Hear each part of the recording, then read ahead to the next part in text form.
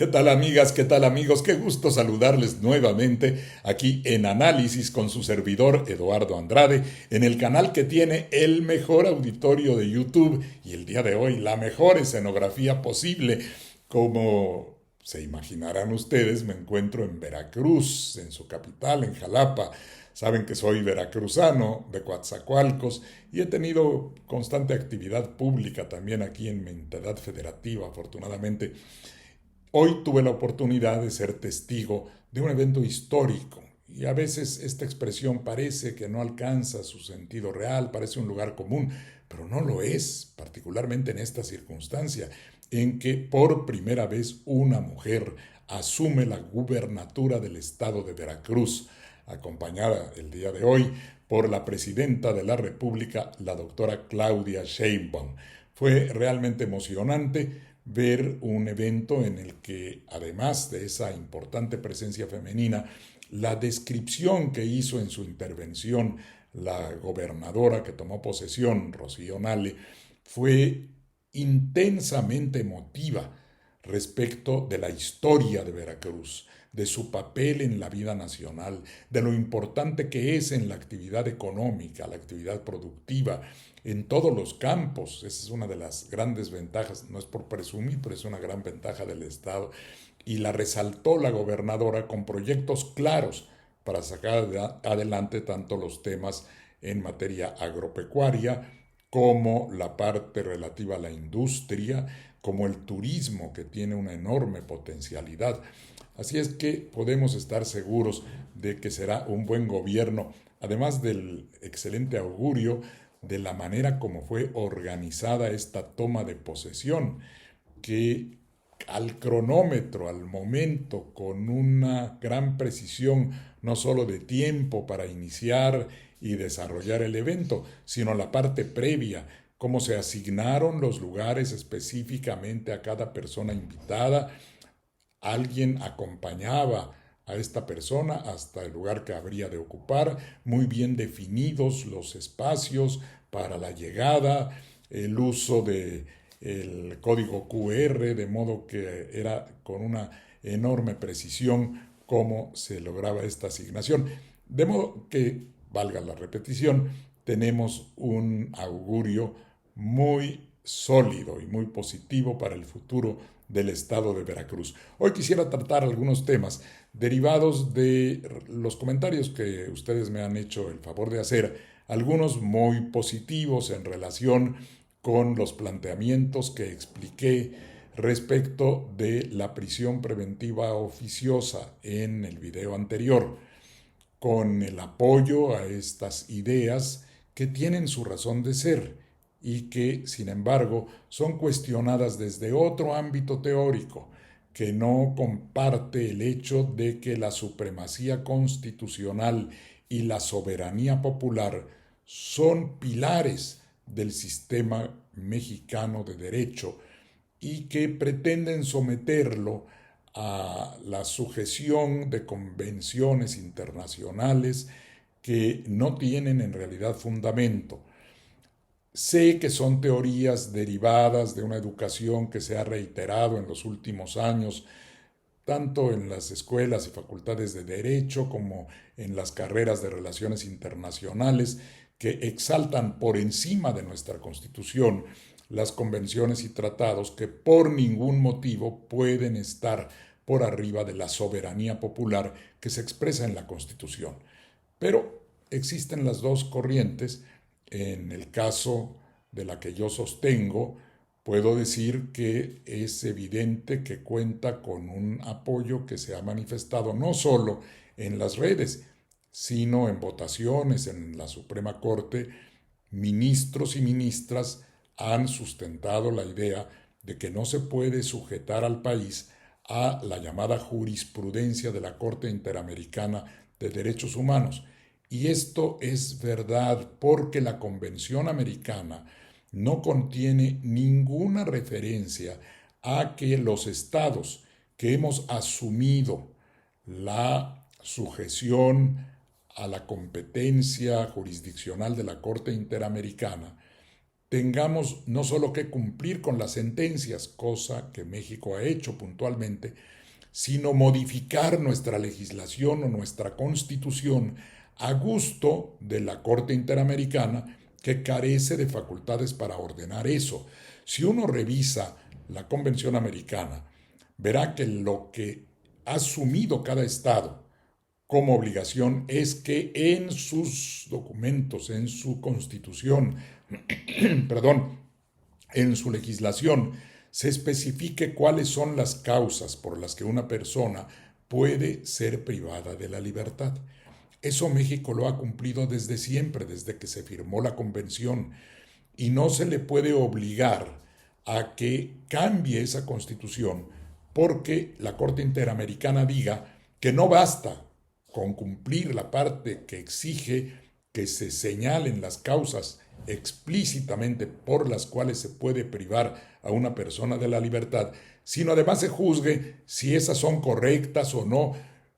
El adjetivo incorrecto no tiene un sentido jurídico específico. Es una consideración individual, subjetiva, que no puede ser usada como parámetro para obligar a un país a modificar su Carta Magna. Además, si uno ve con cuidado el texto de la Convención, observará que la palabra jurisprudencia no existe en la Convención. La jurisprudencia, entendida como precedentes que son obligatorios para tribunales inferiores, no está prevista dentro de las atribuciones de la Corte Interamericana, porque la Corte Interamericana no tiene tribunales inferiores jerárquicamente. Los tribunales nacionales no son inferiores, no forman parte de una pirámide institucional en cuya cúspide se encuentra la Corte Interamericana. La Corte Interamericana debe resolver, y lo hace, casos concretos de posible violación de derechos humanos a determinadas personas, pero no la revisión de la legislación o la Constitución. Tan es así que hay contradicciones evidentes en las sentencias que ha emitido la Corte Interamericana para tratar de obligar a México a que cambie su constitución. En dos de los casos queda claro que los acontecimientos, uno lo tengo muy bien estudiado, que es el de Tzompastle Tecpile y otros contra México. La Universidad Carlos III de Madrid me hizo el favor de publicar un artículo donde desmenuzo casi párrafo por párrafo la sentencia en ese asunto que emitió la Corte Interamericana,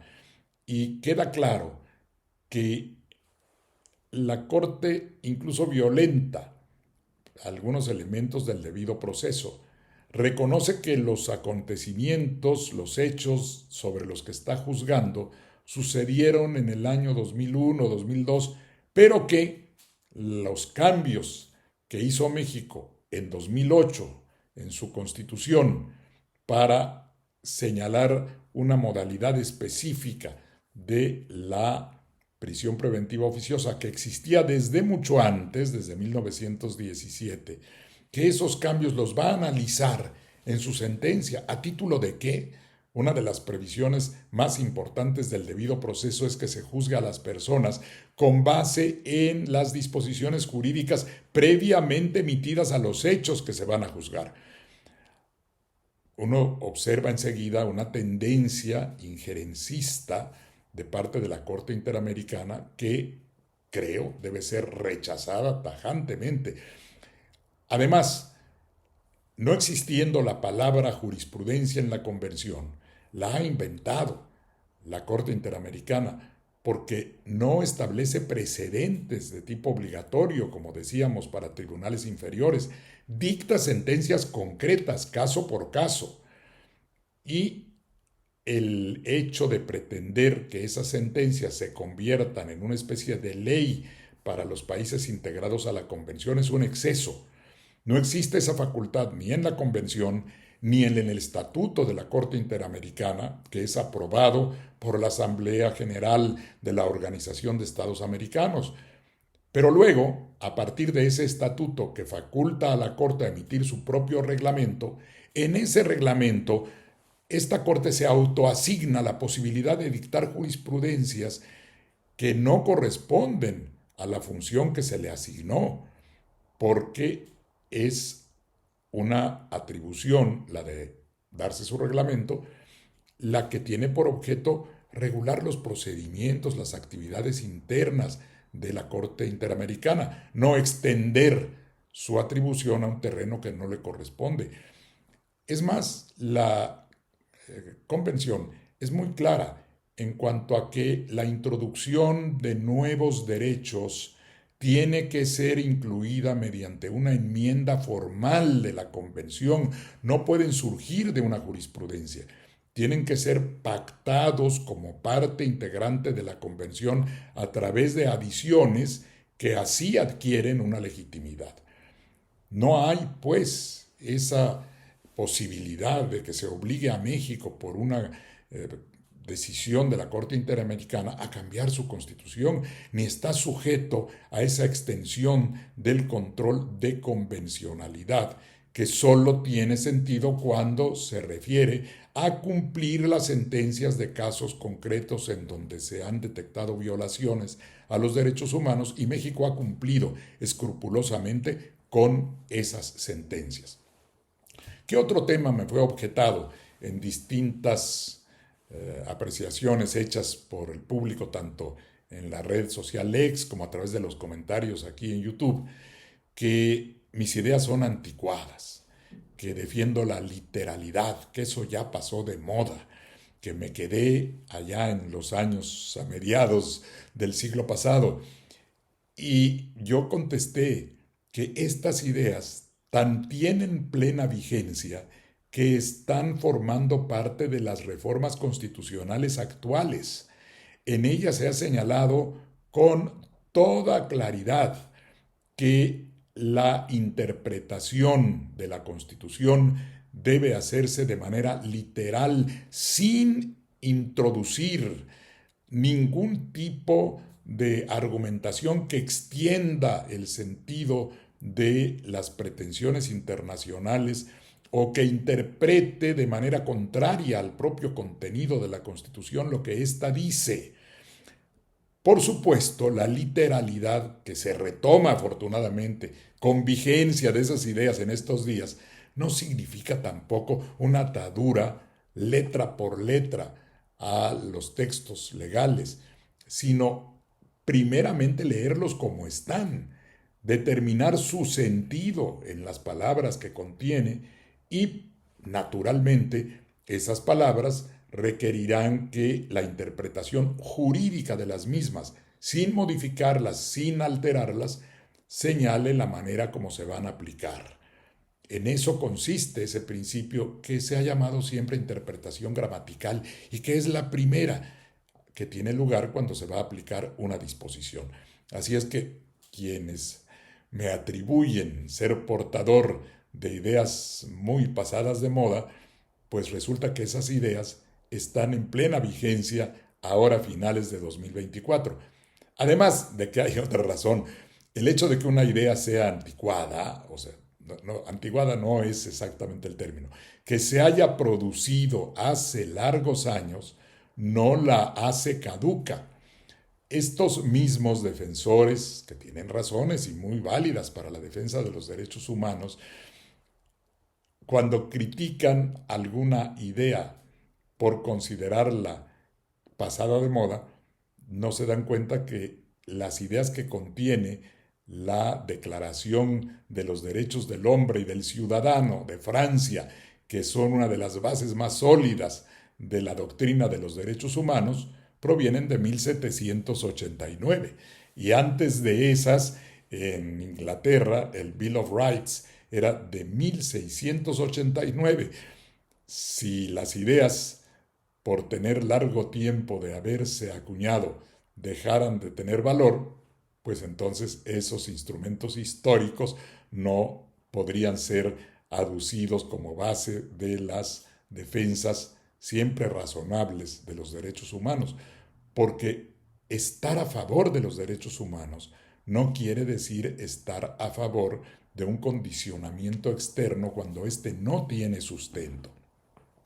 Y en el caso de la prisión preventiva oficiosa que traté en el video anterior,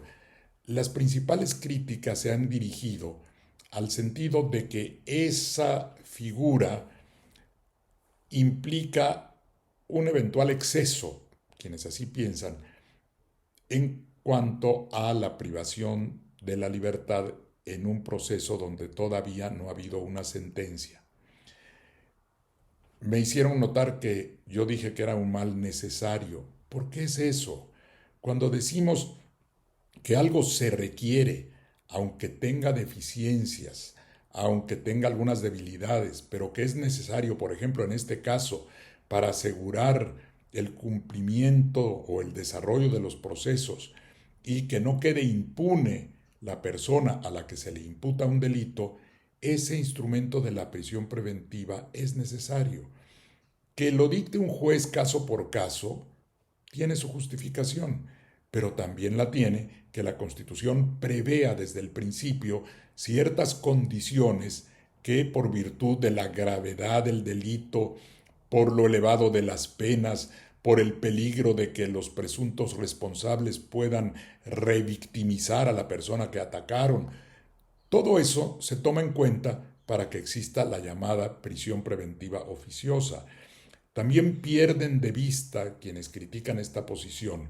que las víctimas de los delitos quedan protegidas por ese tipo de prisión preventiva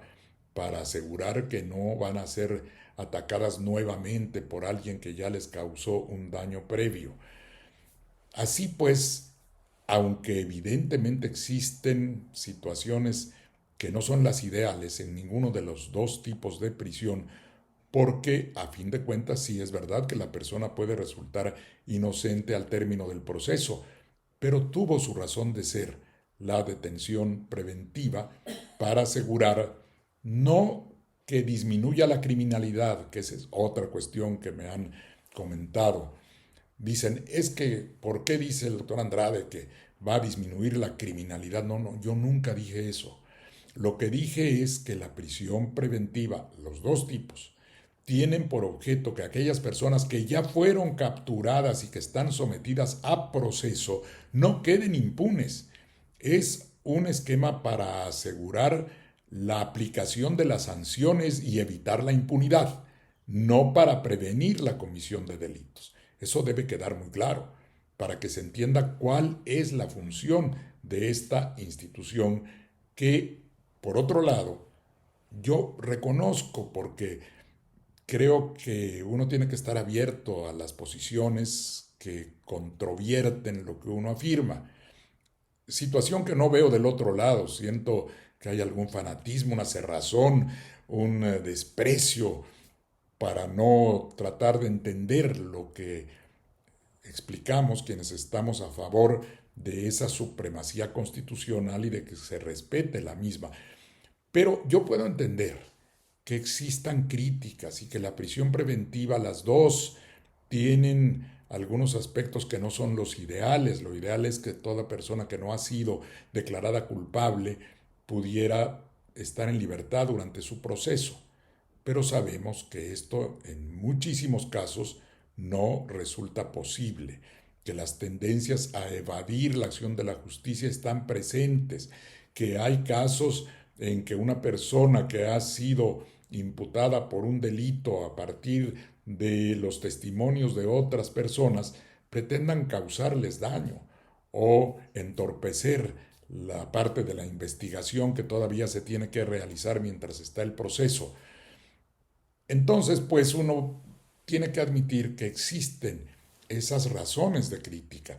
y que, también hay que decirlo, están concentradas en sectores reducidos de la población, de cierto nivel intelectual que los vincula al derecho, a las relaciones internacionales y que los lleva a ponerse en esa oposición tan a veces virulenta frente a quienes pensamos que es una institución que debe permanecer. Y en todo caso, en la circunstancia actual, la mayoría de las personas sigue pensando que es conveniente la aplicación de esta prisión preventiva oficiosa. Pero vamos a suponer que los activistas que están en contra hagan valer sus puntos de vista respetables también, y que en algún momento se determinara por una mayoría que hay que cambiar esa disposición de nuestra Constitución. Muy bien, eso nos corresponde a nosotros, no hacerlo en virtud de una condena injustificada, sino de la decisión propia del pueblo mexicano, que si llega a esa determinación, qué bueno, y se tomarán las medidas necesarias para enfrentar el cambio que se llegara a determinar. Pero mientras eso no cambie, estamos obligados a cumplir la Constitución, particularmente quienes imparten justicia. Yo aspiro llegar nuevamente a esa actividad judicial y estoy convencido de que si la Constitución cambia, por decisión, insisto, nuestra, de los mexicanos, de la soberanía popular, que es la única que puede cambiar los términos de la Constitución, si esos se modifican, habrá que cumplir los nuevos términos, como se decidan. Pero mientras esté la Constitución en los términos que está, también habrá que cumplirla, entendiendo las razones que están detrás de esas normas, pero aún si alguien no las entiende o no las comparte, tiene la obligación, si está juzgando, de aplicarlas como está decidido por el constituyente. Es todo por hoy, les agradezco mucho su atención y hasta la próxima.